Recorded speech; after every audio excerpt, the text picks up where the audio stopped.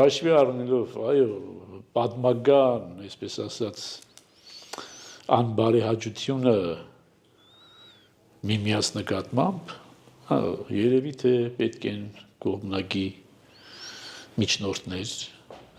եւ ես այդ միջնորդությունը պատրաստ եմ ստանձնելու։ Եվ որքան որ հնարավոր, այո, հաշտեցնելու, այսինքն ամեն